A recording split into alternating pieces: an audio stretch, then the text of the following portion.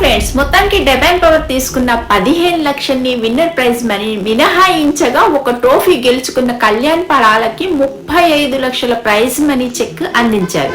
దాంతోపాటు ఒక కారు మరో 5 లక్షల ఓచర్ ని కూడా అందించారు. అయితే కళ్యాణ్ అందుకున్న ఆ 35 లక్షల్లో భారీ కోత పడక తప్పదు.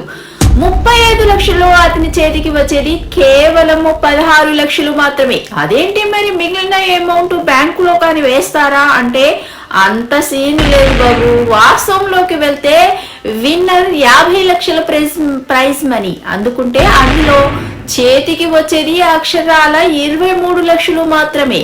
మిగిలిన 27 లక్షలు ట్యాక్స్, జిఎస్టి పేరుతో భారీ కోత విధిస్తారు. ఆ ట్యాక్స్ కోతలన్నీ మినహాయించుకున్న తర్వాతే మిగిలిన మొత్తానికి విన్నర్ కి ఇస్తారు. అది కూడా వెంటనే అమౌంట్ ని జమ చెయ్యరు. అగ్రిమెంట్ ప్రకారము అన్ని పూర్తయిన తర్వాతే అమౌంట్ అకౌంట్ లో పడుతుంది. కొన్నిసార్లు అయితే ఏడాదికి పైగా సమయం పట్టొచ్చు. గత సీజన్ లో ఏడాది పట్టిందంట. కాబట్టి విన్నర్ ప్రైజ్ మనీ 50 లక్షలు ఇస్తే అందులో కొన్ని మినహాయించుకుని చేతికి వచ్చేది 23 లక్షలు మాత్రమే. కానీ ఇప్పుడు కళ్యాణ్ పడాలకి రావాల్సిన 50 లక్షల ప్రైజ్ మనీలో 15 లక్షలు డివైన్ పవర్ ను తీసేసుకున్నారు. ఇక మిగిలింది 35 లక్షలు మాత్రమే. కానీ ఈ 35 లక్షలు చేతికి ఇచ్చేయరు.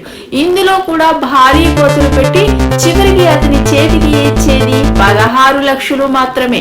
2017 వరకు కూడా Bigg Boss winner prize money 50 లక్షలు వస్తే అందులో ట్యాక్స్ రూపంలో 13 లక్షలు కట్ చేసి మిగిలిన 37 లక్షలు ఇచ్చేవారు. కానీ 2017 తర్వాత నుంచి జిఎస్టి అమలులోకి రావడంతో విన్నర్ ప్రైజ్ మనీలో భారీగా కోతలు పడ్డాయి.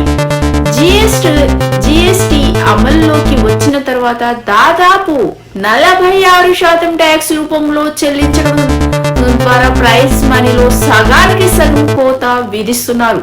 ఇప్పుడు కళ్యాణ్ పడాల విషయానికి వస్తే అతని ప్రైజ్ మనీ 35 లక్షలు జిఎస్టి 46% మినహాయిస్తే చేతికి వచ్చేది 16.01 లక్షలు మాత్రమేనట.